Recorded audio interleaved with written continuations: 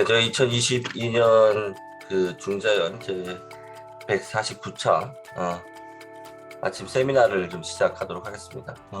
새해에 들었으니까 저희 유재훈 이사장님께서 뭐 새해 덕담 한 말씀 해주시죠.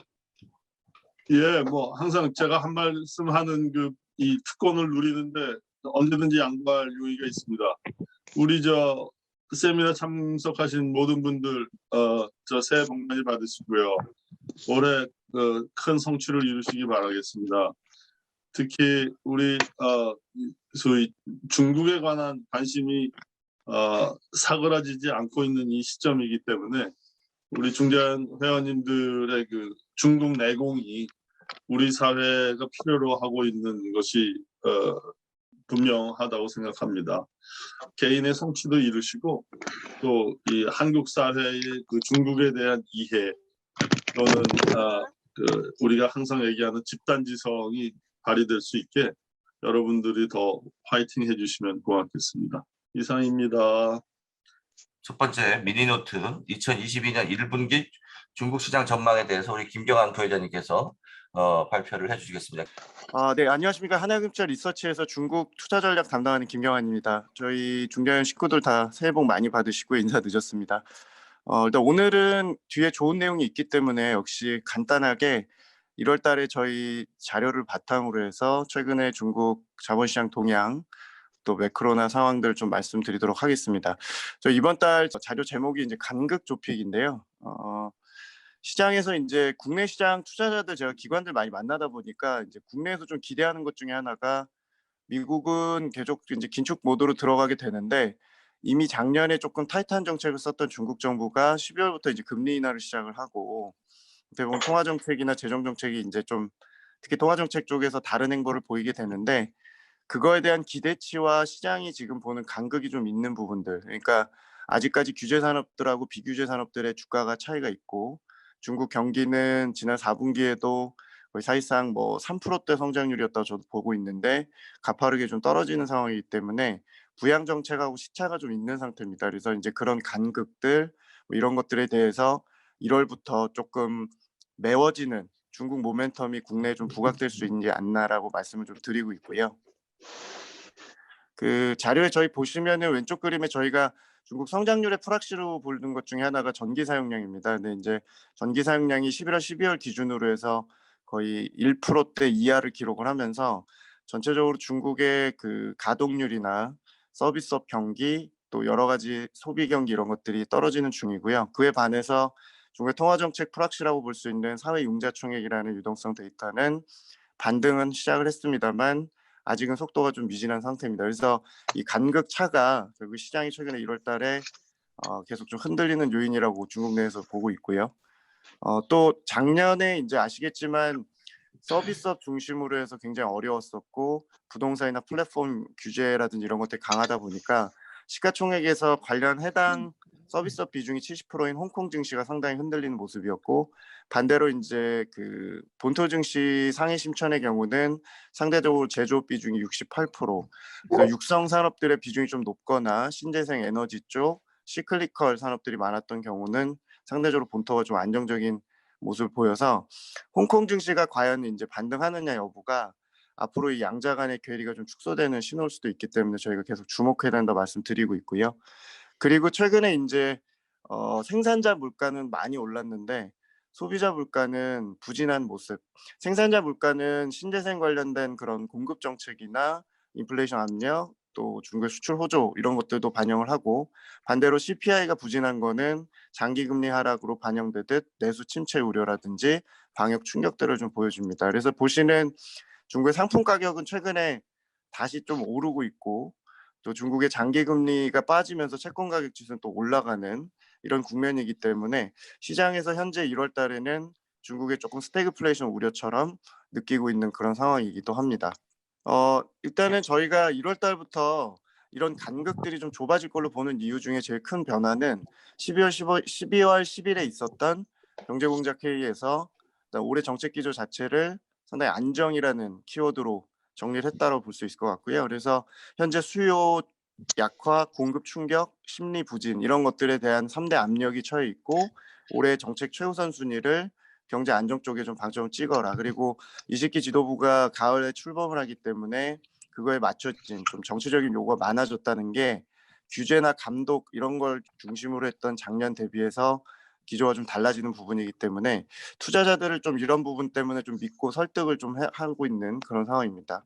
그 올해 좀 바뀐 게 있다면 경제공작회의에서 이제 작년에 있었던 공동부유 전략이라든지 탄소 중립 전략 관련해서 좀 부작용들에 대해서 조금 올해는 좀 미세 조정을 하는 해라고 좀 밝혔습니다. 그래서 올해의 경우는 작년에 이제 중국의 전력난 이슈도 있었습니다만 사실 인플레이션 압력이 그 상품 가격 쪽에서 크게 일어났던 것들이 결국에는 강제적인 에너지 소비 이중 통제라는 정책 이런 것들이 있었었는데 에너지 소비 이중 통제를 탄소 배출 이중 통제로 전환하겠다라고 그러면서 이게 이제 탄소 배출만 반환해서 에너지 집약 산업을 규제하겠다는 건데 정확히 잘 될진 모르겠습니다만 작년에 공급의 축소 요인으로 작용했었던 중국 정부 전략이 좀 바뀔 수 있고 신재생 관련된 시각이 여전히 투자를 많이 하겠지만 전체적으로 이 석탄 발전이나 이런 것들도 어느 정도는 인정을 좀 하고 있는 부분이라서 이런 부분이 좀 올해 주도주에 좀 바뀌는 부분이라 보고 있고 또 하나 공동부유 전략은 다시금 장기 전략이라는 걸 강조를 했고 시장에서 지금 걱정하고 있는 게 모든 B2C 산업들이나 교육이나 어떤 주거 이런 걸 넘어서서 다른 소비재 산업들에 대한 충격에 대한 우려들도 걱정을 좀 하고 있는데 1분기에 전인대 앞두고 소비세나 부동산세 관련된 액션이 좀 나오는 걸 확인한 후에 저희가 장기적으로 보면 이게 장기 전략이기 때문에 올해는 조금 그 좀 휴지기를 갖지 않겠느냐. 모든 B2C 산업에 대해서 규제 우려를 낮지는 않을 걸로 저희는 좀 말씀을 드리고 있습니다. 그 결국에는 올해 중국이 그 어떤 돈의 흐름이 굉장히 중요할 텐데 작년의 경우 주도주가 본토 증시가 홍콩보다 훨씬 좋았고 제조업이 훨씬 좋았었는데요. 그 대출 증가율 보여드리는 건데 대출의 흐름 자체가 제조업이나 신재생 테크 쪽으로는 30% 이상 가까이 들어갔고 반대로 서비스업이나 플랫폼, 부동산 이런 쪽으로는 대출 수요가 상당히 부진합니다.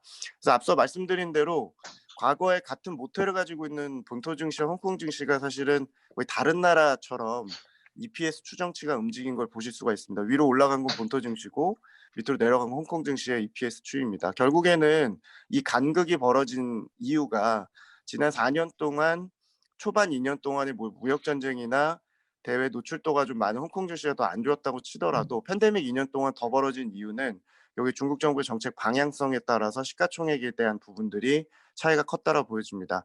국내 증시는 홍콩 증시를 좀 많이 바라보고 있기 때문에 펀더멘탈이 올해 내수 중심으로 조금 회복이 되고 규제 산업과 비규제 산업의 간극이 줄어들고 경기 부양 효과가 1분기를 저점으로 해서 경기를 2분기부터 끌어올린다면 홍콩 증시 중심으로 좀 탄력적으로 반영될 수 있을 걸로 저희가 콜을 드리고 있고요. 올해 중국 쪽에서 마지막으로 1분기에 좀 기대하는 것 중에 이미 잘 아시겠지만 통화 정책 그리고 재정 정책 관련된 인프라 투자의 반등 뭐 그런 것들을 좀 말씀을 드리고 있고 저희가 이제 12월 달부터 제일 먼저 제가 금리 인하할 것 같다라고 콜을 했고 시장에서 좀 제일 먼저 맞췄는데 뭐 맞힌 게 중요한 게 아니라 실제 이제 효과가 나느냐가 중요할 것 같고 지속적으로 하느냐가 중요할 것 같은데요. 12월부터 LPR 대출 금리를 일단 OBP 인하를 시작을 해서 이번 그 1월 달에도 MLF 금리 뭐 이런 것들 오퍼레이션 금리를 인하를 시작을 했습니다. 저희는 추가적으로 가능하다라고 지금 콜을 드리고 있고 기본적으로 지금 금리 인하가 가능한 건 내부적으로 보면 경기야 뭐 당연히 조건에 충족을 하고 인민은행의 마음을 보여줄 때 보통 분기마다 발표하는 서베이 지표 중에 인민은행 대출 수요 지수라는 게 있는데요. 이 분기 데이터는 기본적으로 70 이하로 떨어지면 항상 금리 인하 시도를 했었는데 3분기, 4분기에 관련 대출 수요 지수가 급랭하면서 역시 이제 금리 인하권에 좀 들어온 상황입니다. 시장에서 이제 계속 의구심을 갖고 있는 거는 연준이 이렇게 금리 인상을 하는데 가능하겠냐라는 부분인데요.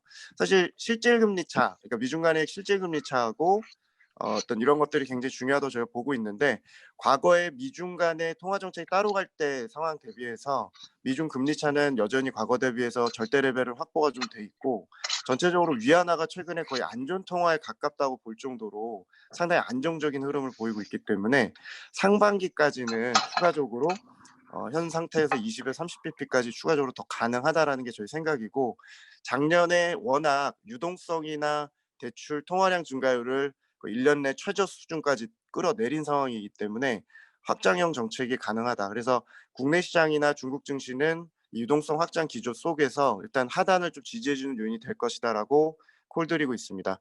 그 인프라 투자는 마지막으로 저희가 올해 상당히 기대하는 요인이고 12월 이후부터 인프라 투자 관련된 그 업종 투자에 굉장히 보수적인 중국 매니저들조차도 이제는 올해는 재정 정책의 당위성이라든지 작년에 못 썼던 자금들의 올해 상반기 조기 집행이라든지 또 유동성 지원 이런 것들에 대한 좀 신뢰도 높아졌고요. 실제로 중국 인프라 투자는 3대 고정 투자를 어, 이제 차지하고 있습니다만 기본적으로 15년 내 최저치를 기록을 하면서 작년 1% 증가에 그쳤습니다. 저희는 올해 재정 효과라든지 순환적인 어떤 정책 그 푸시에 따라서 올해 연간 7에서 한 10% 정도 증가할 걸로 보고 있고 투자하는 영역은 과거와 같은 토목공사 중심의 하드 인프라도 있겠습니다만 기본적으로 신형 인프라나 에너지 인프라 뭐 이런 쪽과 함께 좀 테마로 같이 말씀을 좀 드리고 있고 작년에 중국의 제조업이 돈을 오랜만에 굉장히 많이 벌었기 때문에 올해 중국의 제조업 설비 투자 관련된 캐펙스 관련주들 즉 산업재라든지 기계 또 신재생 분야 또 특고압 송배전 설비 에너지 투자 뭐 이런 것들 또 ESS나 이런 새로운 에너지원 관련된 투자들에 대해서 관련주를 주도주라고 말씀을 좀 드리고 있는 상태입니다. 그 결론을 말씀을 드리면 저희가 올해 전반적으로 이제 세세한 내용들이 있습니다만 그래도 중국 경기의 방향성이 제일 중요할 것 같고요. 저희는 올해 1분기를 올해 경기 저점이라고 말씀드리고 있고 연간 한 5.4% 성장 그리고 생산에 대해서 통제를 올해 좀 덜 할 수도 있기 때문에 의외로 성장률 자체는 잘 나올 수 있고 실제 실적은 올해 1분기보다는 2분기를 저점으로 반등한 흐름이기 때문에 미국장이 제일 뭐 무서운 상황이긴 합니다만 미국장이 올해 어느 정도 이제 하단에서 안정이 된다면 1분기 경기와 실적이 저점을 통해서 턴어라운드하는 중국 증시가 올해 주도주 역할을 좀 할 수 있을 것 같다라고 콜을 드리고 있고 중국 쪽에 이 부동산 관련된 시스템 리스크도 결국엔 실질 금리가 되게 중요한데 부동산 가격이나 전반적인 그 업황은 정책 기조 자체가 좀 바뀌었고 세게 바뀐 건 아닙니다만 상반기에 연착륙 할 수 있다고 콜을 드리고 있고요. 그래서 실질 금리가 저희가 지금 가파르게 오르는 부동산이 제일 곡소리가 나오고 디폴트 압력이 있지만 상반기가 보통 노이즈의 정점일 가능성이 높고 언론에서 제일 걱정할 때가 중국은 투자의 기회였던 만큼 중국 부동산 시스템 리스크는 공식적인 부동산세가 전면적으로 도입되기 전까지는 아직 괜찮다는 콜을 좀 드리고 있어서 중국이 이제 올해 조금 상반기에 국내 증시 좀 구원투수가 되고 또 중국 관련해서 홍콩 증시나 이런 쪽에 부진이 올해는 좀 모멘텀을 좀 부각시킬 수 있다라고 그래서 좀 국내 어떤 우려보다는 저희는 조금 신중한 낙관으로 콜을 좀 드리고 있습니다. 길어졌는데 여기까지 말씀드리겠습니다. 감사합니다. 예, 그 수출에 대한 관찰과 전망도 좀 간단히 부탁드리겠습니다. 네, 그 수출에 대해서는 저희가 이제 작년에 워낙 좋았었고 연간으로 거의 중국 수출입 총액 자체가 뭐 최대치를 기록을 했었고요. 증가율로 보면 저희가 올해는 단자릿수 정도가 나올 걸로 생각을 좀 갖고는 있습니다만 이게 하이 싱글일 거냐 아니면 로우 싱글이냐에 대한 차이 정도인 것 같습니다. 수출 주문이나 어떤 이런 것들에 대해서는 크게 우려들이 없는 상황이라서 현지에서는 생각보다 수출 경기가 빠르게 식는 것이 아니라 신흥국의 사이클도 늘어지고 있고 전반적으로 공급 충격이 아직도 있는 상황이기 때문에 글로벌 MS가 팬데믹 구간에 중국이 상당히 그러니까 기존에 한 14%대였었나 그 정도에서 19%대까지 지금 올라간 상태에서 그 MS 하락도 완만할 것으로 좀 기대들을 하고 있습니다. 그래서 상반기까지는 저희가 중국 수출 경기에 내성이 있다고 콜을 드리고 있고요. 반면에 하반기로 갈수록 이제 공급망들도 다 회복이 되고 어느 정도 회복이 되고 또 지금 실질환율이 대단히 강세라서 미국과 중국 간에 사실 저는 뭐 관세 배제 프로그램 이런 것들 USTR에서 얘기도 좀 했었고 그래서 뭔가 좀 할 줄 알았는데 바이든 정부가 10월 달에 통화한 이후로 별로 지금 진작이 없죠. 그래서 관세를 낮춰주지 않을 경우에는 합의가 되지 않으면 2018년에 좀 그 평가 조라를 통해서 그 관세를 만회했던 경험이 좀 있기 때문에 위안화가 약세가 될진 모르겠습니다만 또 약세 시도를 좀 연중에 할 수도 있다. 그래서 수출 경기는 이래저래 전반적으로 좀 부담을 안고 있고 미중 간의 어떤 무역 합의나 어느 정도 이런 좀 어떤 전향적인 이슈가 없다면 뭐 상고 하저 형태로 좀 완만하게 떨어질 것으로 보시는 게 맞을 것 같습니다. 다른 분들 그 말씀하시기 전에 저도 이제 간단하게 코멘트 내지 질문 좀 드리면 올해는 사실은 정치 이벤트가 한국과 중국 그리고 미국의 있는 해지 않습니까? 3월에는 저희가 대선이 있고 중국은 또 10월에 시진핑 이제 3기 정부 출범이 있고 11월에는 이제 미국의 중간 선거가 있어서 경제에 있어서도 사실 정치 이벤트가 주는 영향이 좀 있을 거라고 생각이 되고요. 중국 같은 경우가 사실 앞서 우리 김경환 부회장님 말씀 주신 것처럼 작년에 사실 그렇게 크게 홍콩 같은 경우는 재미가 없었습니다.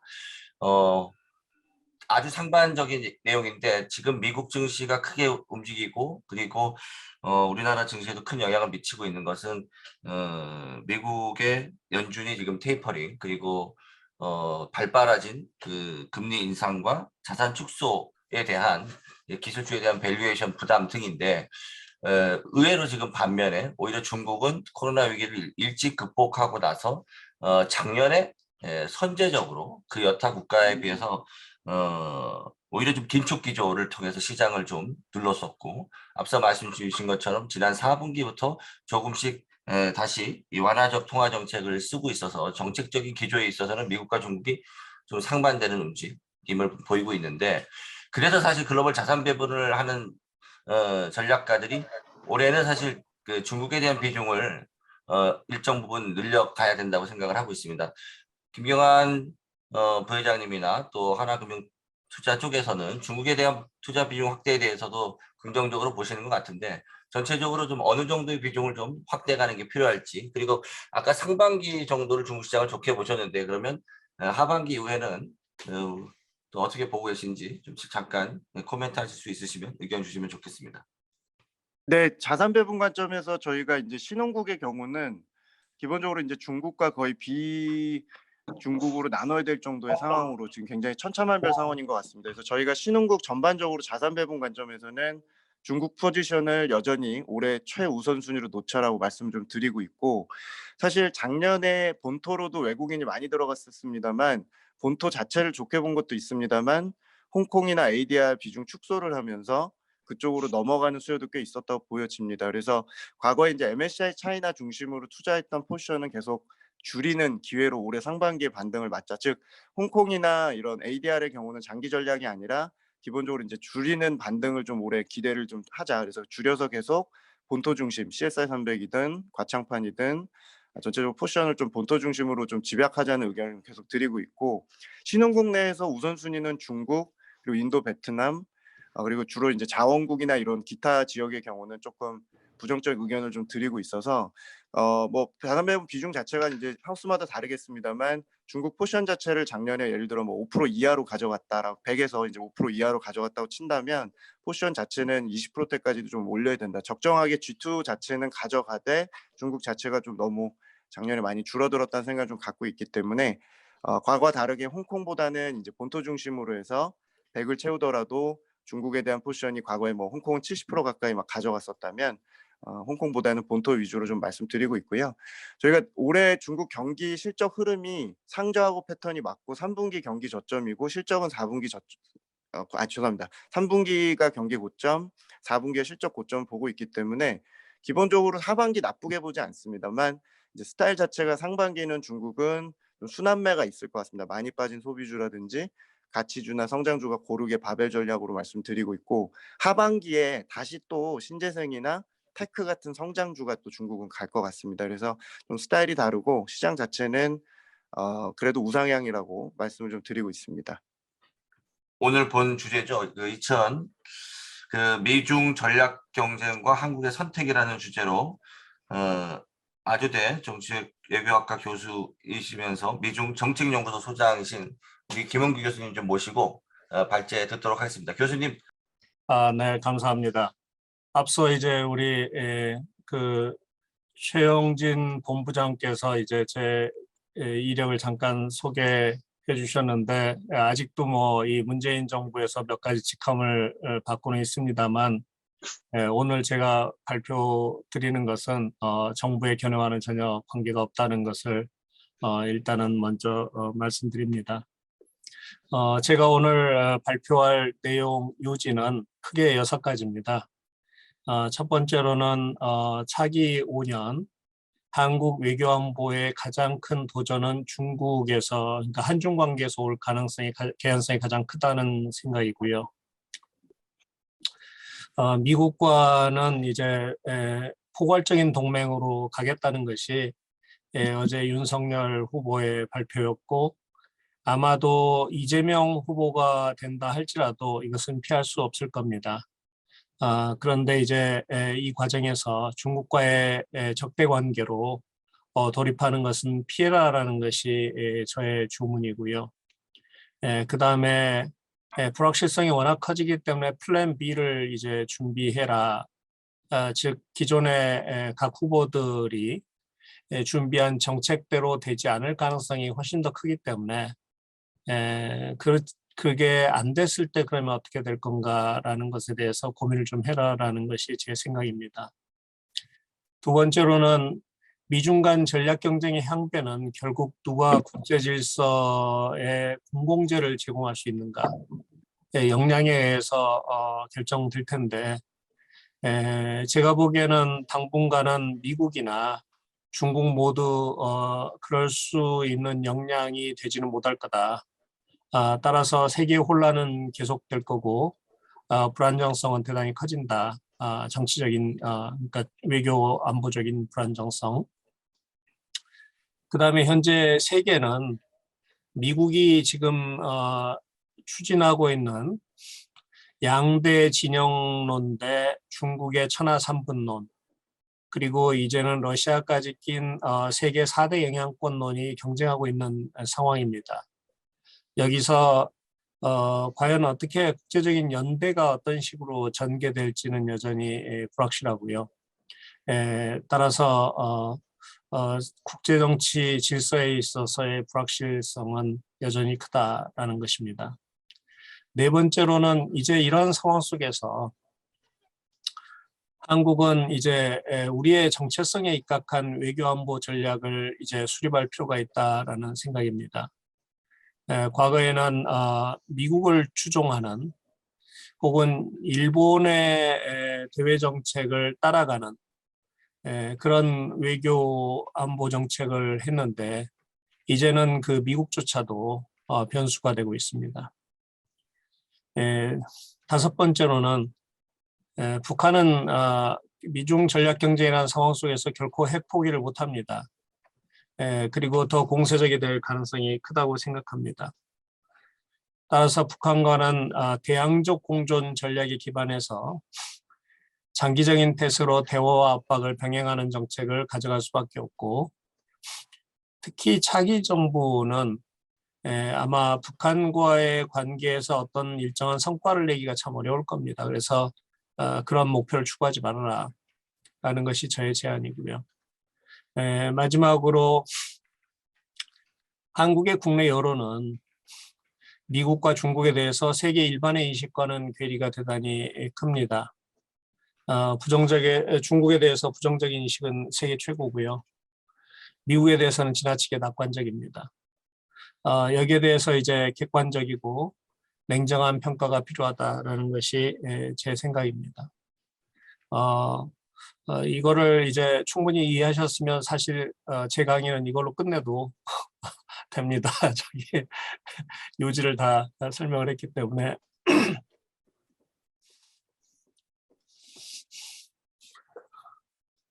다들 전문가분들이라서 간단히 설명하겠습니다.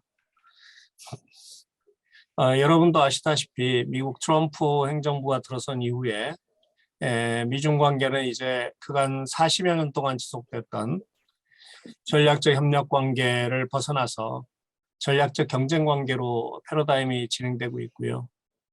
트럼프는 전략 없는 대중 압박을 실시했다면, 바이든 행정부는 이제 그 아주 장기간에 걸쳐서 중국을 억제하려는 그런 전략으로 전환하고 있습니다.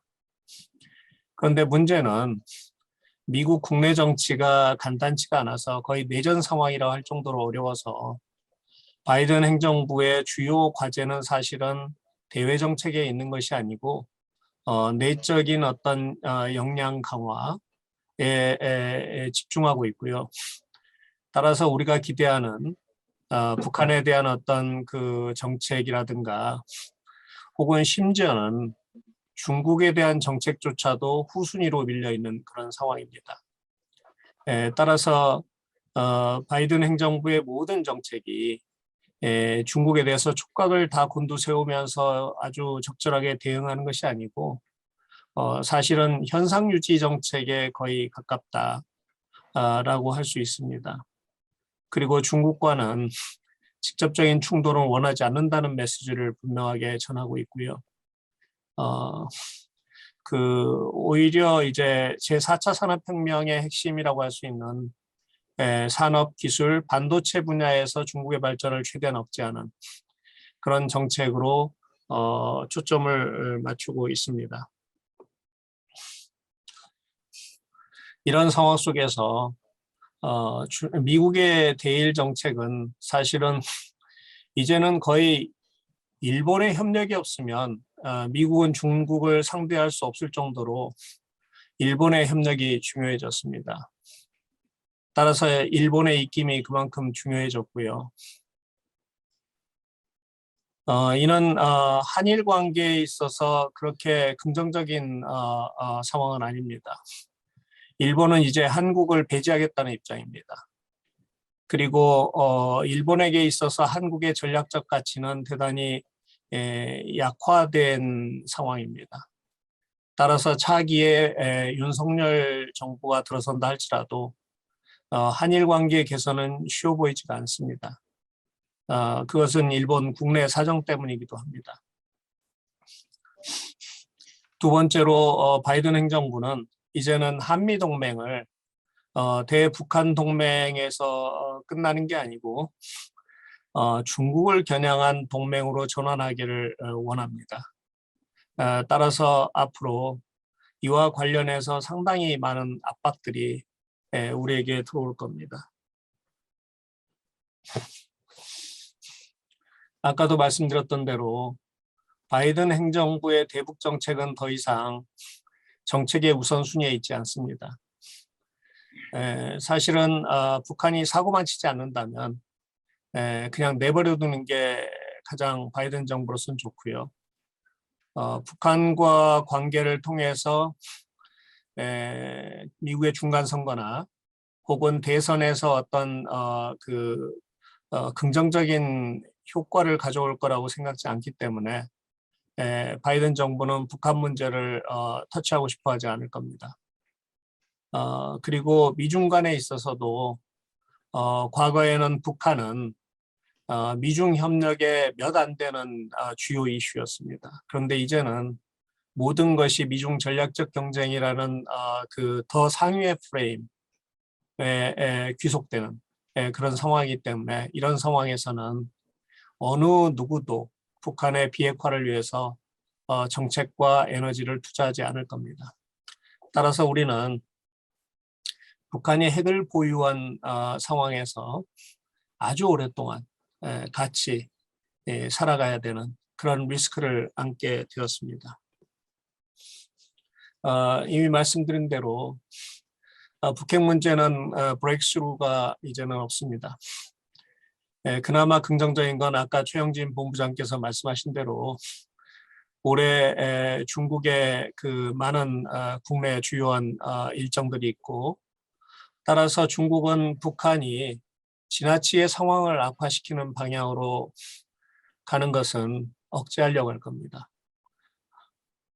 최근간 북중 간의 철도 운항 재개는 바로 이러한 중국의 대북 레버리지 강화 차원에서 진행되는 것이다. 그래서 적어도 우리한테는 국내 언론은 반대로 해석하지만 우리에게는 좋은 징조다. 이렇게 보시면 될 것 같습니다.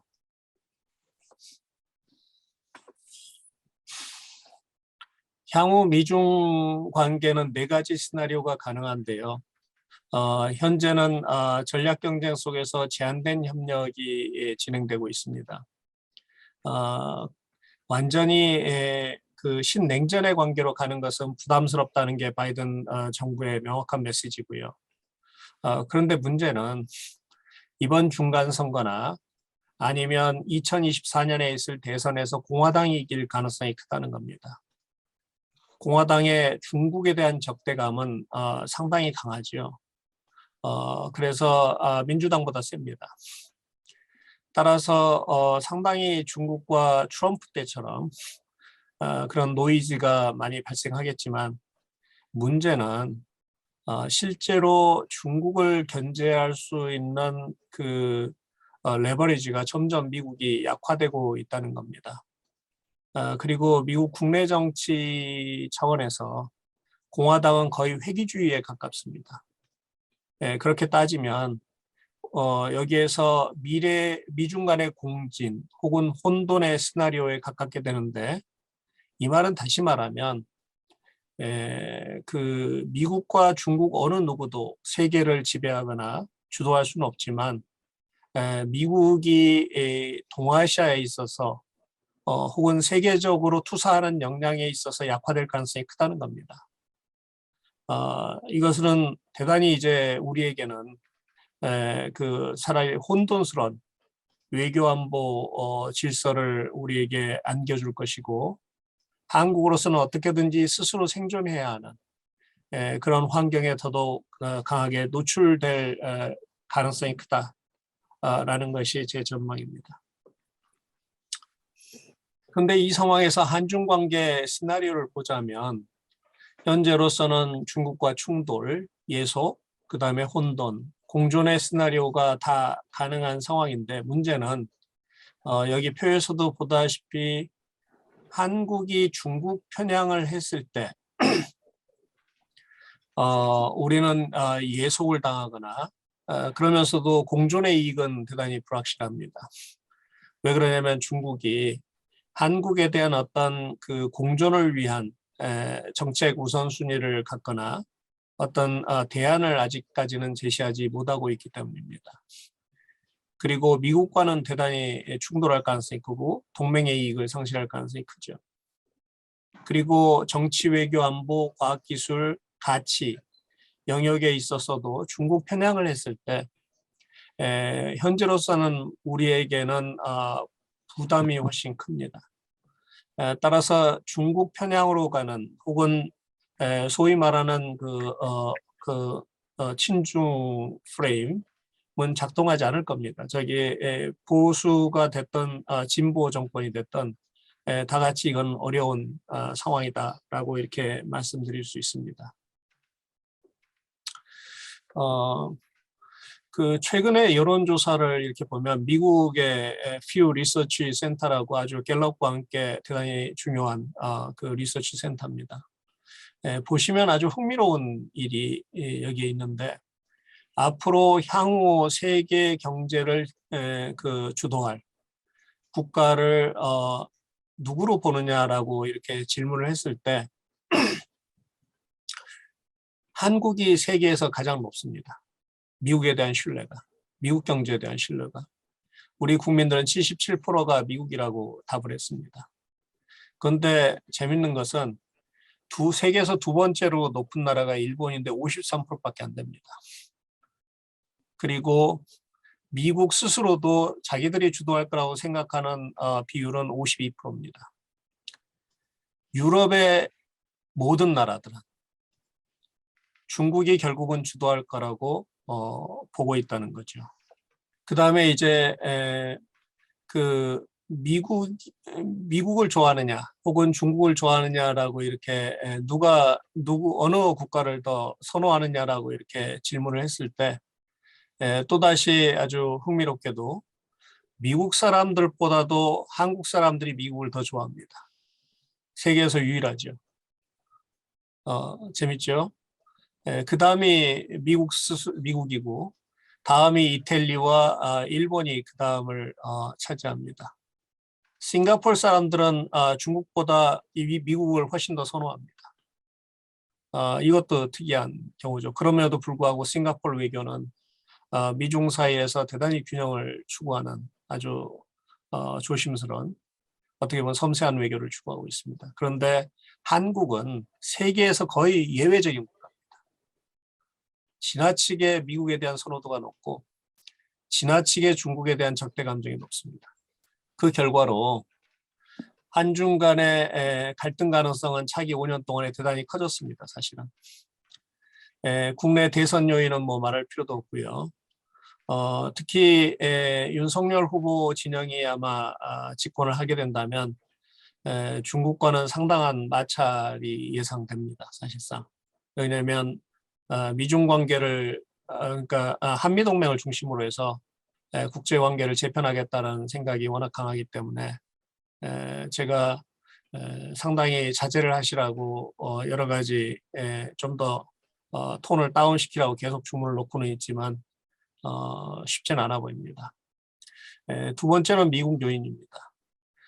미국은 이미 그 사드 체제를 업그레이드하는 걸 작년까지 계획에 하면 작년 말까지 완성하고 2023년까지는 이 한국의 사드 체계와 미국 인도 태평양의 미사일 방어 체계를 연동시키는 작업을 하도록 되어 있습니다. 즉 한국의 의사와는 관계없는 거죠.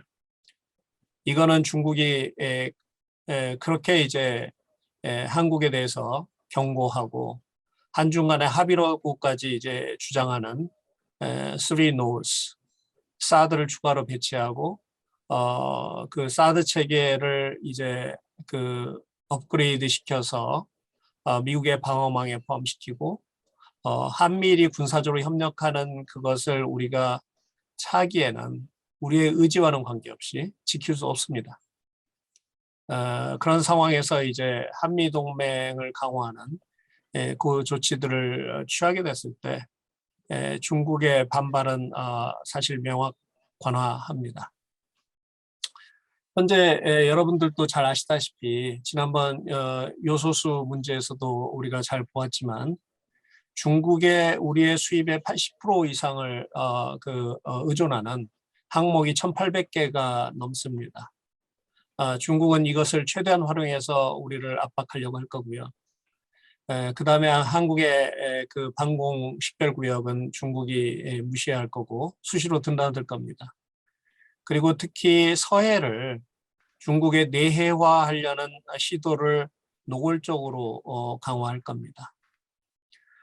그리고 아마도 이어도 공간은 아마 국제적인 분쟁의 대상으로 전환할 가능성이 저는 대단히 크다라는 생각이 듭니다. 그럴 경우에 왜 그러냐면 중국은 최근에 오해 연동이라는 그런 개념을 내부적으로는 쓰고 있습니다.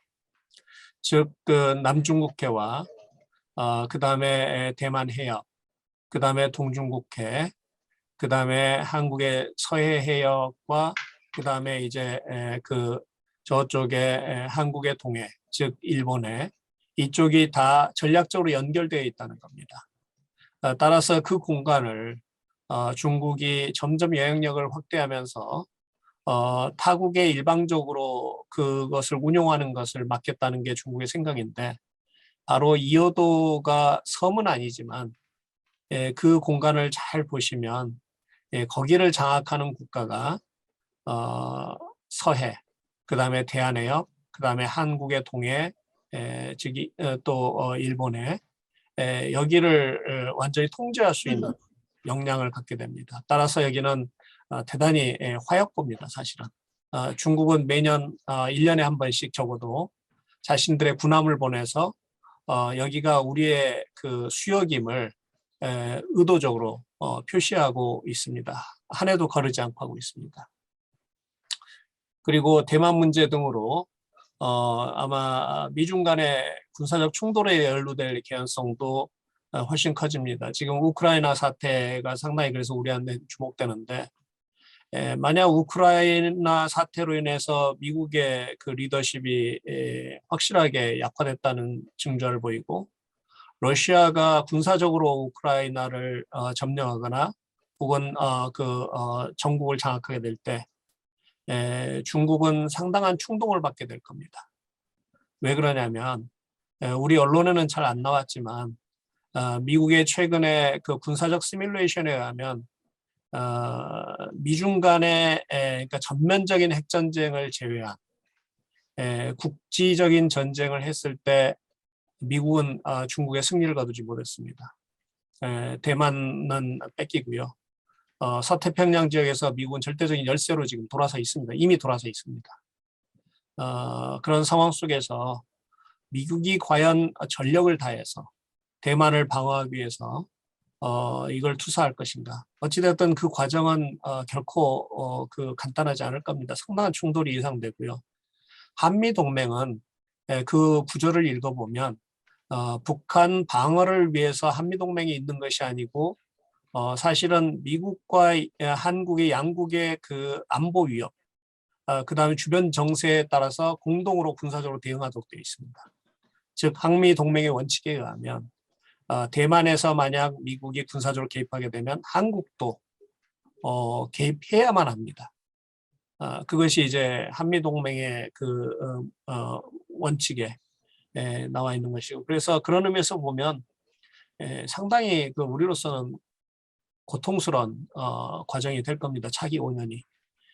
러시아는 지금 현재 유럽 전선에서 미국의 힘을 빼기 위해서 오히려 동아시아에서 특히 한반도에서 긴장이 조성되길 저는 원할 거라고 생각합니다. 이건 제가 좀 너무 나간 얘기일지도 모르겠지만 바로 그것이 우리가 6.25 때 경험했던 거하고 똑같습니다. 상황이.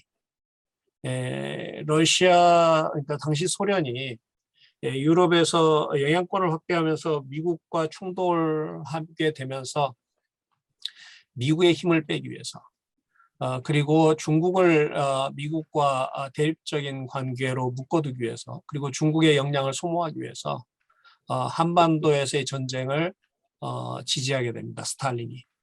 바로 그 상황이 지금 현재 유사하게 펼쳐지고 있습니다. 그런 의미에서 보면 러시아는 자국의 이익을 위해서, 자국의 영향력을 확대하기 위해서 한반도에서 어느 정도 긴장을 조성하는 것을 오히려 사실은 바랄 거라고 저는 생각을 합니다.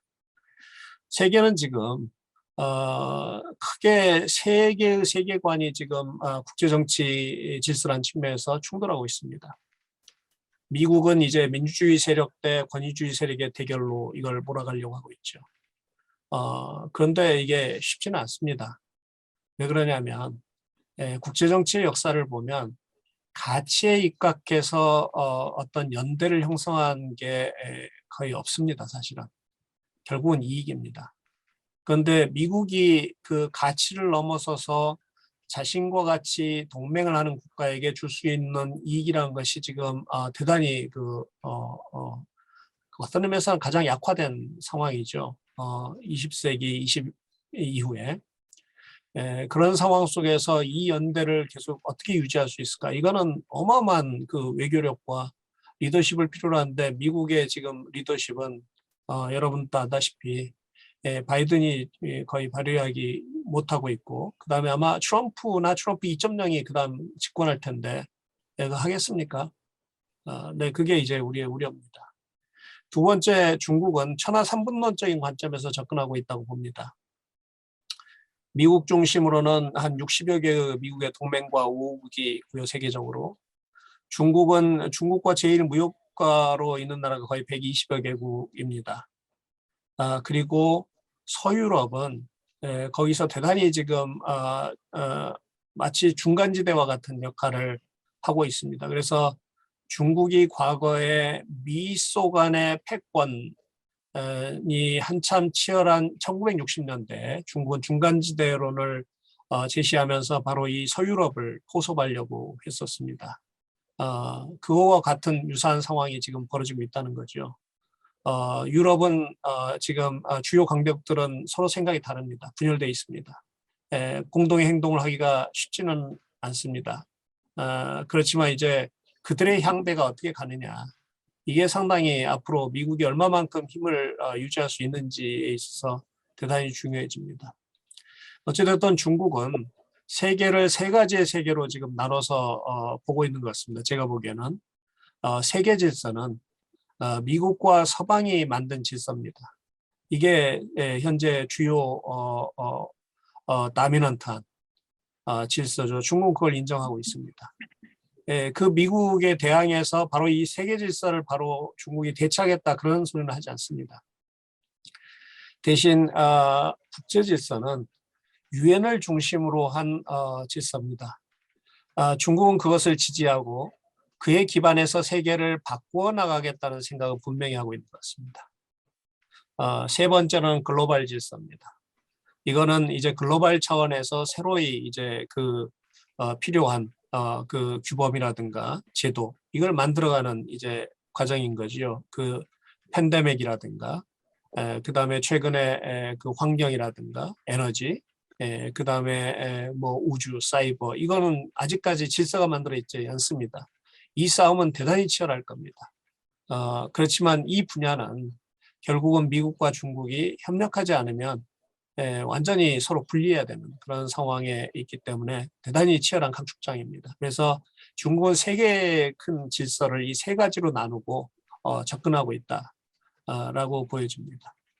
러시아는 최근에 갑작스럽게 변수를 부상했습니다. 이제는 가만히 보니까 미국이 너무 약화됐어요.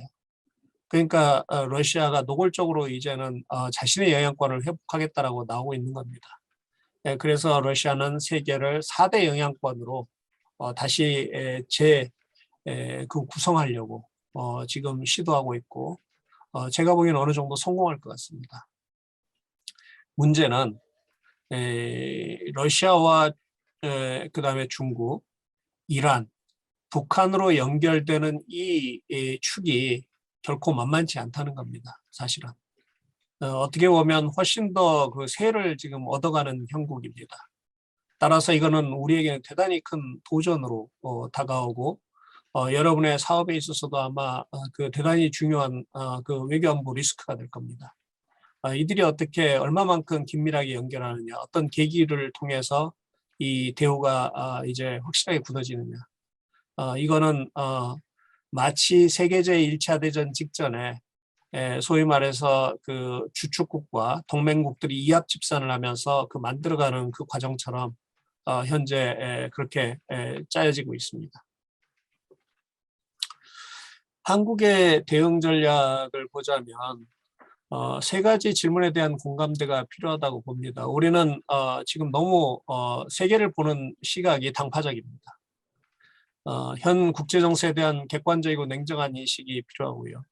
그 다음에 우리의 정체성이 뭐냐에 대한 기본적인 자각이 필요한 것 같습니다. 우리는 이제껏 약소국의 마인드를 가졌고 약소국의 외교안보 정책을 해왔습니다. 누구와 동맹할 것인가, 누구 편에 들 것인가라는 얘기만 합니다. 그거는 현재 국제 질서에서 제가 보기엔 어느 누구도 우리를 그렇게 케어하지 않을 겁니다. 우리 스스로 살아갈 방법을 이제는 우리 스스로 이제 찾지 않으면 대단히 어려운 환경에 처하게 됐다. 우리는 주변에 고기압이 엄청나지 않습니까? 일본 완전히 한국하고는 별도로 이제 나가고 있고 중국, 러시아, 그 다음에 미국, 심지어는 이제 북한조차도 핵을 보유했고 전술핵을 가지고 있고 그 다음에 우리가 도저히 막을 수 없는 극초음속 미사일 개발했습니다. 여기서 어떻게 생존을 해나갈 것인가? 그리고 그렇다면 우리가 이것에 대한 가용할 자산과 위험 대비는 제대로 돼 있는가? 이번에 요소수 사태에서 보듯이 우리는 너무나 취약합니다. 그렇지만 미래는 결국은 고정되어 있는 것이 아니라 만들어가는 것이고 따라서 바로 제가 말씀드린 이런 문제들에 대해서 어떻게 우리가 준비할 것인가에 대한 보다 심각한 고민을 해야 됩니다. 그 과거처럼 경제와 이제 외교안보가 분리되어 있는 것처럼 행동하거나 외교안보가 제발 경제는 건드리지 마라, 우리는 우리가 알아서 할 테니까라는 식의 아마 우리 경제계의 일반적인 생각이죠. 왜 그러냐면 정치에 개입하면 개입할수록 골치 아픈 일만 있지 않습니까? 그건 이제 우리가 피해야겠다라는 생각을 아마 하셨을 텐데 따라서 세계 어느 나라보다 우리 경제계와 외교안보계가 서로 협업을 해서 같이 지원하면서 고민을 해나가는 시스템이 가장 안 돼 있는 나라가 또 한국입니다. 각자 알아서 하는 거죠. 그렇기 때문에 사드 같은 결정이 이루어지지 않았습니까? 우리 경제계의 어떤 입장이라는 것은 전혀 고사하고 이건 외교안보 이슈야라고 하면서 일방적으로 결정을 내려버린 그런 사태가 이제는 훨씬 더 심각한 결과를 가져올 수 있다는 거죠. 그런데 현재 우리 여야 대권 후보 진영의 외교안보와 대북 정책을 보면 이미 여러분도 잘 알다시피 우리 두 대권 후보들은 준비가 안 돼 있습니다. 국제 정치에 대한 기본적인 인식이 거의 없고요. 말할 때마다 리스크입니다. 그래서 이제 오히려 그 주변의 전문가들의 수준과 정향을 잘 살펴보는 것이 사실 중요하다라는 말씀을 드리고요. 그래서 제가 그 정리를 한번 해봤습니다. 여야 대권 후보의 외교안보 전략 비교를 보면 어제 나왔죠. 윤석열 후보 어제 나와서 제가 오늘 새벽에 다시 일어나서 어제 나온 윤석열 후보 측의 외교안보 전략을 정리해봤는데 여러분 덕분에 바빴습니다. 네. 네. 근데 이재명 측의 외교안보 공약은 사실 외교안보 공약이 아닙니다. 그 대북 외교죠. 거기에 집중돼 있습니다. 그래서 아직 정제된 대한민국의 외교안보 전략은 나오지 않았습니다. 이거를 커버하기 위해서 위성락 대사를 이제 불러서 그걸 만들도록 하고 있는데 내부 견제가 보통이 아니고요. 안에서 치열하게 지금 싸우고 있습니다. 그래서 아직도 못 나오고 있어요. 그래서 문재인 2.0의 인상을 저버릴 수가 없고요. 왜 그러냐면 문재인 정부의 그 지지와 그 에너지를 흡수해서 집권해야 되기 때문에 현재의 정책에서 벗어나기가 쉽지 않은 상황입니다. 그것이 이제 제약 상황이고요. 그 일본에 대해서는 그런 의미에서 보면 대단히 단호한 적대적인 어떤 의식을 표방해서 이재명 지사의 언어 속에서 상당히 걱정이 됩니다. 윤석열 후보는 한미동맹 강화죠. 그래서 초기에 그 발표를 보면 중국에 대한 적대적 감성은 분명히 드러납니다. 그 사드 언급이라든가 이런 것들을 보면 은연 중에 이제 우리 국민 77%가 가지고 있는 중국에 대한 적대 감정을 더 자연스럽게 체화하고 있고요. 이것이 대북 정책에 있어서도 이명박 정부의 비핵 개방 3천의 재판이 아닌가라고 생각할 정도로 그런 이제 비핵화가 돼야 뭐든지 하겠다 뭐 이런 생각을 가지고 있는 것이 아닌가라고 제가 통박을 했더니 공박을 했더니 그런 것은 아니고 그 동시에 하겠다 뭐 이런 얘기를 하긴 하는데 사실은 어렵습니다. 네, 북한이 뭐 우리가 원한다고 북한 인권재단도 설립하겠다 하고 뭐 비핵화 진전에 따라서 경제협력 해주겠다고 하고 그다음에 북한의 핵 검증을 받아야 그다음 남북 간에 뭘 하겠다고 지금 어제 얘기를 했는데 북한이 그 말 듣겠습니까? 제가 보기에는 그 한미동맹은 분명히 강화될 거고요. 한중 관계는 대단히 어려워질 거고 한일 관계 개선을 지금 김대중 오부치 선언 2.0 시대를 구현하겠다는데 그거 어렵습니다. 네, 그 안 될 겁니다. 일본 내 상황이 일단은 첫째는 그와 같은 리더십이 없고요. 일본도 내부적으로 분위기가 많이 바뀌었고 그다음에 일본의 세계 정세에 대한 인식이 그때하고는 많이 바뀌었습니다. 그래서 일본의 초점은 이제 동북아가 아니라 인도 태평양으로 가 있고요. 그것이 더 중국을 견제하는 데 중요하다라는 인식입니다. 따라서 한국의 전략적 가치는 대단히 약화되어 있습니다. 그런 차원에서 보면 우리가 선제적인 어떤 큰 양보와 많은 그 조치 없이 사실은 이 판을 뒤엎기가 쉽지는 않은 그런 상황이다. 그래서 상당히 앞으로 상황들이 좀 우려된다. 뭐 이렇게 말씀드립니다. 제 제안은 마지막으로 결국은 결미연중 플러스로 가는 수밖에 없다라는 것이 제 판단입니다. 뭐냐면 한미동맹은 포괄적 글로벌 동맹으로 갈 수밖에 없습니다. 그래서 안보 및 핵심 전략 산업은 미국 중심의 협력이 불가피하고요. 우리 대기업들도 이미 미국 중심으로 옮기고 있지 않습니까? 왜 그러냐면 우리의 그 고기술이라든가 혹은 핵심적인 어떤 그 부가가치를 낳을 수 있는 그런 것들은 미국의 그 기술과 자본 그다음 그 어떤 설비를 여전히 그 의존도가 대단히 큽니다. 그래서 안보뿐만이 아니고 그래서 미국 중심의 협력은 이런 상황에서는 불가피한데 대신 중국과 어떻게 적대적 관계로 전환하는 것은 배제하면서 아까 중국이 이제 그 제안했던 글로벌 질서로 같이 형성하는데 서로 소통과 협력을 할 수 있는가. 전략적인 눈높이를 맞추면서 어쩔 수 없는 건 어쩔 수 없다고 인정하고 협력할 수 있는 공간을 계속 넓혀나가는 그런 이제 외교를 해야 되는데 문제는 우리의 이재명 지사 측이나 그다음에 윤석열 총장 측 인사들이 과연 이걸 해낼 수 있을까? 제가 보기에는 쉽지는 않아 보입니다. 네.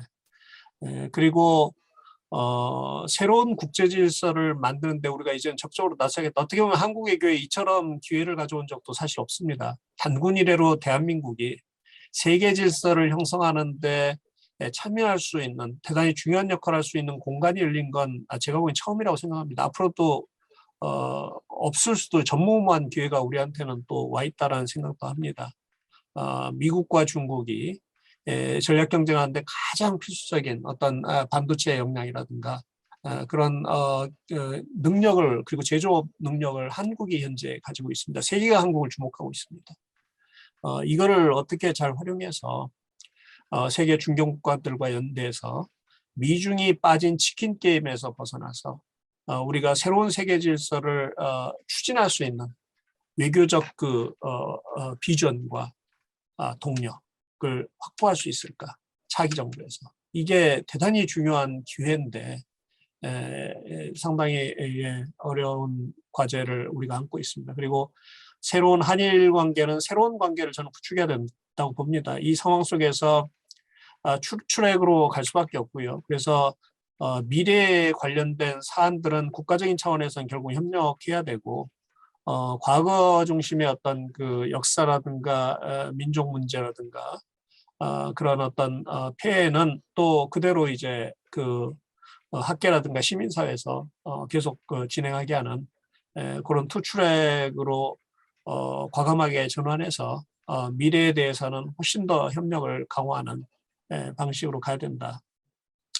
그리고 우리는 진실의 순간에 이제 직면하고 있다라는 생각입니다. 북한에 대해서는 대항적 공존을 추진해야 되고요. 주변국에 대해서는 전갈형의 군사 대비 태세를 갖춰야 될 필요가 있다라고 생각합니다. 앞으로 현재 제가 자신 있게 말씀드릴 수 있는 것은 윤석열 후보 측에서도 뭐 삼축이니 뭐 얘기했지만 제가 보기에는 어림도 없는 소리입니다. 네, 우리 북한의 그 핵미사일 방어 못합니다. 이런 상황 속에서 어떻게 북한을 억제할 수 있을까? 군사적으로. 그 다음에 한미동맹을 넘어서 어떻게 우리가 스스로의 역량으로 그 북한을 억제할 수 있는 준비를 할 수 있을까라는 것이 대단히 중요한 차기 5년의 가장 핵심적인 과제다. 그리고 최근에 경항모 논쟁, 저는 이거 말도 안 된다는 생각인데 그 논쟁에서 보듯이 어떻게 하면 중국과 일본과 잠재적으로 우리가 군사적 충돌을 했을 때 그들을 억제할 수 있는, 우리가 전쟁에서 이길 수는 없습니다. 대신 전갈이 돼야죠. 한 방을 쏠 수 있다라는 그 능력을 갖춰야 되는데 그걸 어떻게 우리가 만들어갈 수 있을까? 이런 고민을 차기 5년 동안 해야 되고요. 그래서 차기에는 아마도 그 전 조직에서 복합 안보 상황, 이런 미중 전략 경쟁과 협력의 영역은 협력의 영역대로 가야 되고, 그 다음에 그 경제적인 탈동조화가 어디까지 어느 선에서 진행될지에 대한 나름대로의 어떤 판단과 그것을 다시 엮어나가는 과정을 위해서 전략 파트를 강화해야 된다. 여기에는 이제 경제안보, 과학기술안보 같은 게 대단히 중요해지고요. 그 다음에 이제 보수와 진보의 구분이 아니라 유능과 무능의 구분으로 인재를 써야 되고, 그 다음에 과거처럼 경제와 이제 그 외교안보가 단절된 것이 아니라 밀접하게 서로 협력하면서 아마 그래서 우리 최영진 본부장께서 저 같은 사람도 과거에는 무식한 영역이었는데 그 불가근의 영역이었는데 저를 이렇게 불러서 이렇게 발표하게 한 것도 그 시도가 아닌가 싶습니다. 그래서 경제에서도 이제는 지정학과 외교안보 리스크를 읽어낼 수 있어야만이 저기 그 사업을 할 수 있다. 라는 말씀을 드리고 싶습니다. 네. 이 정도 얘기하고 듣도록 하겠습니다. 네. 정말 이 아침 새벽에 듣기에는 가슴이 좀 먹먹한 주제이긴 하지만 그래도 사실 여야뿐만 아니라 뭐 정부, 행정부, 외교부, 국방부 모든 곳에서 사실은 김은규 교수님의 의견에 상당 부분 공감을 하고 계셔서 이런 실리적인 외교 안보 국방 정책에 대한 제안을 해주시는데 사실은 선거가 가까우면 올수록 후보자들은 사람들의 감정에 호소하고 현재 그 국민적 감정으로 인해서 표를 얻으려고 하는 행동을 하고 있어서 진정한 지도자가 무엇인가라는 것을 한번 생각하게 합니다. 저희가 사실 중국 자본시장을 연구하는 모임이고 한 11년 차 된 모임인데 그럼에도 불구하고 천하의 판세를 읽어야 저희가 세력의 향방을 알 수 있고 그 안에서 사실 이제 경제, 금융도 풀어나갈 수 있다고 생각을 해서 새해 벽두에 김영규 교수님께 제가 참고 초려해서 좀 모셨습니다. 정말 감사하고요. 오늘 교수님 발표하신 내용을 중심으로 해서 함께 논의하시고 싶은 내용이 있으시면 손 들고 질문도 해주시고 또 의견도 개진해 주시면 좋을 것 같습니다. 이사장님 마이크 켜셨는데? 예, 네. 짧게 하겠습니다. 뭐 여쭐 말씀은 많습니다만 먼저 깊은 감사를 드리고요. 제 질문 많습니다만 하나만 한다면 일본 내부의 문제 때문에 한일 관계의 정상화가 쉽지 않을 것이다. 이것이 한국의 그 외교적인 그 뭐라 그럴까요 그 움직임을 크게 제약할 것이라고 이렇게 말씀하셨는데 일본 내부의 문제라는 게 무엇인지 좀 설명해 주십시오. 일본의 지금 기시다 정권이 주도적인 지금 어떤 정치력 리더십을 아직 확보하지 못하고 있습니다. 올해 아마 참의원 선거가 끝나봐야지 이제 그 정권이 안정될지 아닐지를 할 수 있고요. 그래서 국내 정치가 대단히 그들에게는 중요한데 아직까지 일본도 상당히 지금 어려움을 겪고 있는 건 아니겠습니까? 현재의 일본 경제도 그리고 미중 전략 경쟁의 상황 속에서 아까도 보셨지만 세계에서 두 번째로 중국에 대한 불신이 강한 나라이기도 합니다, 일본이. 그리고 거기에 이제 추가해서 한국에 대한 불신도 일본 여론상 대단히 안 좋습니다. 왜냐하면 일본에서는 어찌됐든 간에 한국이 국제법을 위반하고 있고 약속을 어겼다라고 생각하고 있고 그다음에 이런 한국에게 더 이상 끌려가서는 안 된다. 그리고 한국에게 우리가 얼마만큼 이제 계속 그 과거 일로 계속 어떤 도덕적인 미안함 혹은 그런 상황을 지속해야 되느냐. 이제는 그 시대는 끝났다라는 것이 일본의 그 여론입니다. 따라서 이 여론을 넘어서 전략적인 이해관계로 혹은 비전을 가지고 어떤 타겟책을 제시하기에는 일본의 리더십이 너무나 약하고요. 그다음에 두 번째로 일본 여론이 대단히 부정적이고 세 번째로 아까도 말씀드렸던 대로 과거에 일본에 대한 위협은 사실 북방에서 왔습니다. 북방은 다시 말하면 중국이고 그것은 한반도를 통해서 왔죠. 그런데 이제 중국의 위협은 그런 북방이 아니라 전 세계적인 이제 상황이 됐고 인도 태평양을 관할해야만이 중국을 억제할 수 있는. 그래서 사실 일본의 시각 이제 큰 눈은 동북아 한반도가 아니고 이제 인도 태평양으로 향하고 있습니다. 따라서 한국의 중요성은 별로 중요하잖아요. 차라리 우리가 막고 있기 때문에 거기는 그냥 니네 알아서 해라. 우리 인도 태평양을 우리가 지킨다. 이런 입장입니다. 그렇게 보면 한국에 대해서 굳이 양보할 이유가 없는 거죠. 게다가 과거에는 미일 동맹이란 게 대단히 이제 기울어진 운동장이었잖아요. 그래서 미국이 뭐라고 하면 즉 한국이 사실 걱정하지 않았던 게 과거에 이명박 정부나 박근혜 정부나 한일 관계에 있어서 사고치고 미국한테 달려가면 됐습니다. 형님한테 이거 우리 하도 한미일 관계 중요한 거 아닙니까 하면 미국이 일본 보고 뭐라고 하면 일본이 할 수 없어서 그냥 한국과 다시 친해지는 척하고 이렇게 했어요. 근데 이제는 그거 안 듣겠다는 거 아닙니까? 그 대표적인 게 이제 그 워싱턴에서 얼마 전에 있었던 그 외상회의에 우리 검찰청장인가 경찰청장이 독도 방문했다고 우리 언론 기사에는 이제 그것 때문에 독도를 국제 분쟁화하기 위해서 일본 외상이 그 삼국 외상 그 기자회견을 불참했다 뭐 이런 식으로 기사는 나왔는데 사실은 미국한테 경고한 겁니다. 일본이 이제 더 이상 한국 문제에 미국이 개입하지 말라고. 그러면 우리 그 판 깨겠다고. 그래서 미국 앞마당에서 미국의 잔치인데 3국이 회의하면서 같이 공동 기자회견을 하자고 미국이 제안했는데 일본이 그거 못하겠다고 깨버리는 그 엄청난 외교적 그 사실은 이해를 다하지 않은 건데 이제는 일본이 그게 가능해졌다는 겁니다. 미국이 아쉬운 거죠. 그래서 일본은 자기 마음대로 하겠다는 겁니다. 미국이 따라오라는 겁니다. 이제는. 그런 특히 한국 문제와 관련해서는 더 이상 미국 얘기 듣지 않겠다. 그러니까 그렇게 보면 우리가 생각한 것처럼 이 국제 상황에서는 일본의 입김이 생각보다 세졌고 그다음 일본의 시야도 달라졌고 일본의 상황도 달라졌고 그래서 아무리 과거처럼 윤석열 후보 진영에서 특히 이제 한일 관계의 2.0 새로운 시대 미래를 향한 뭐 아무리 떠들어도 쉽지 않다는 겁니다. 예, 잘 알겠습니다. 다음 질문자에게 기회를 넘기겠습니다. 다른 분들 질문 없으시면 제가 그 교수님 오랜만에 또 한번 질문 드리겠습니다. 어쨌든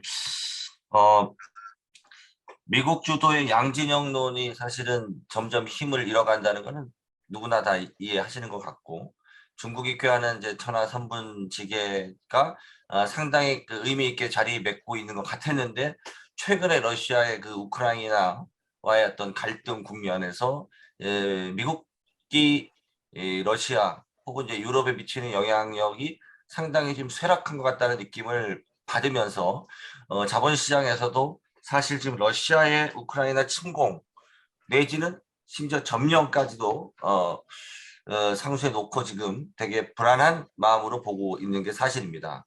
그렇게 되면 아까 말씀 주신 것처럼 러시아마저 끼어드는 이제 4대 영향권론이 어떻게 보면 글로벌 판세가 될 가능성도 있다고 생각이 되는데 교수님도 아까 강의 중에 말씀 주신 게 러시아와 중국과 북한과 이란이 로 이어지는 이 글로벌 형국이 더 공고해질 경우에 글로벌 그 우리 자유 뭐 동맹이라고 할 수 있는 이 클러스터 내지는 이 얼라이언스에 어떠한 좀 실질적 압박이 올 것이라고 생각하시는지 한번 좀 여쭙고 싶습니다.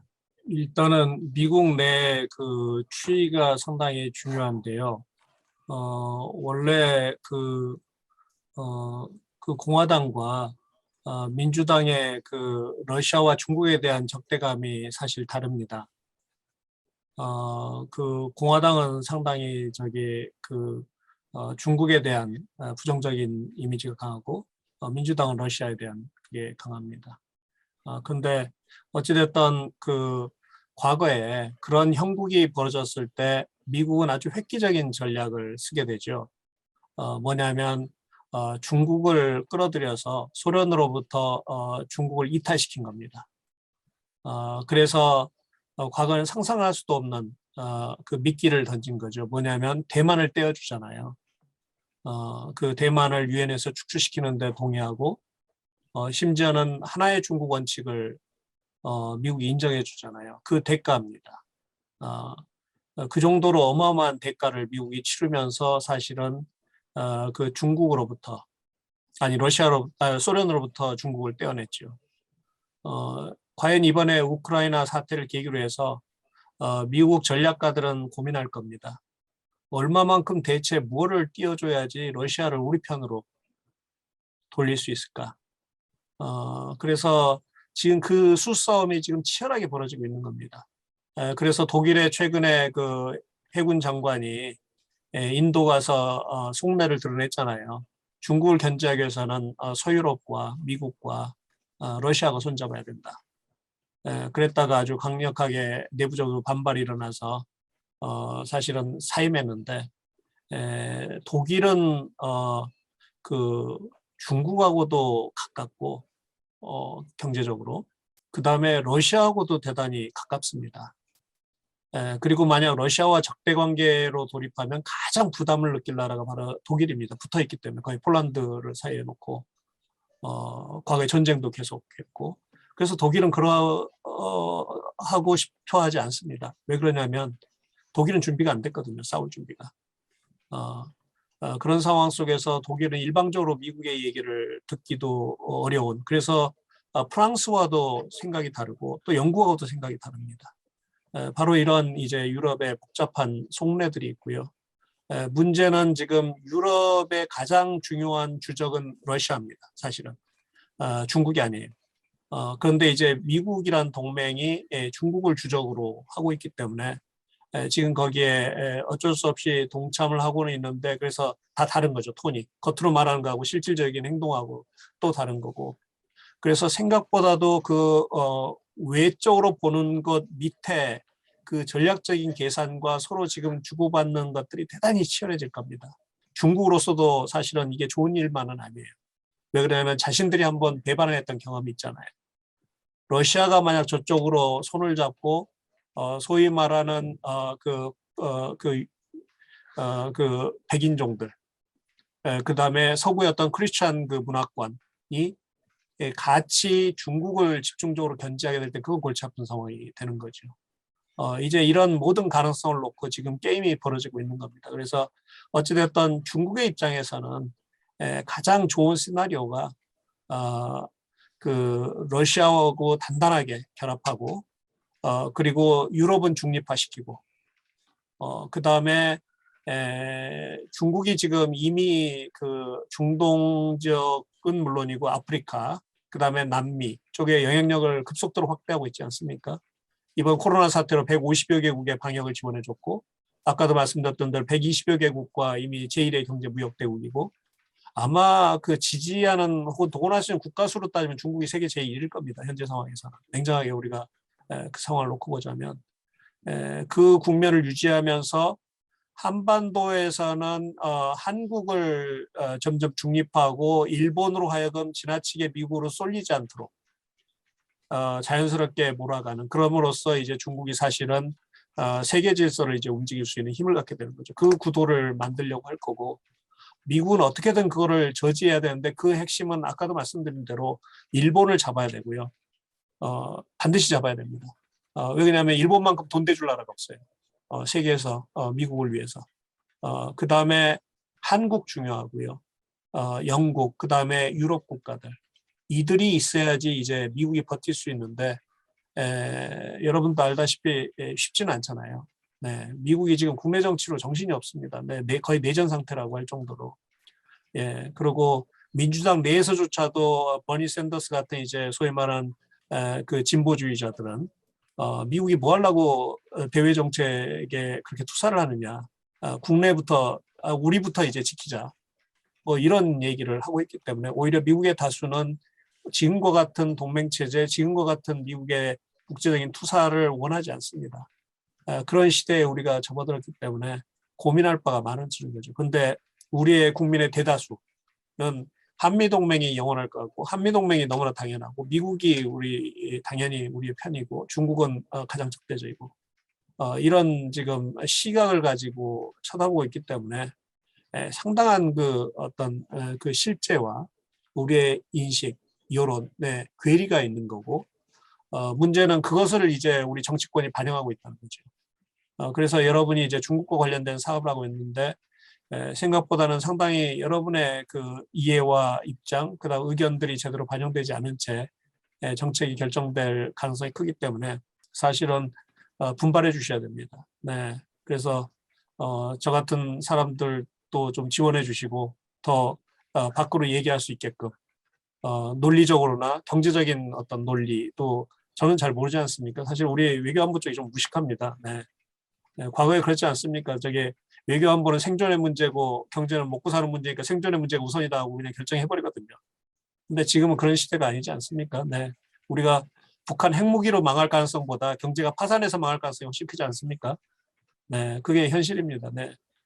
그래서 그 같이 이제 노력해야 된다. 그리고 이 변수가 너무 많기 때문에, 그리고 그 물밑에서 보여지는 그 전략적인 움직임들이 판을 완전히 바꿀 수 있습니다. 그래서 그걸 계속 우리가 주시하고 그 이해하도록 노력해야 된다. 이렇게 말씀드리고 싶습니다. 네, 박사님 고맙습니다. 오늘 뭐 김은 교수님께도 정말 특별한 시간 이렇게 또 뭐 내주셔서 감사드린다는 말씀드리고요. 오늘 중자연 140 구차합니다. 정말 우리가 대장정처럼 11년 걸어온 것 같습니다. 이렇게 매월 아침 마지막 주 화요일에 같이 공부하시는 여러분들 정말 대단하시고 또 올해 하시는 일, 또 하시는 일 모두 이루어지기를 기원하겠습니다. 여러분 모두 감사합니다. 마치겠습니다.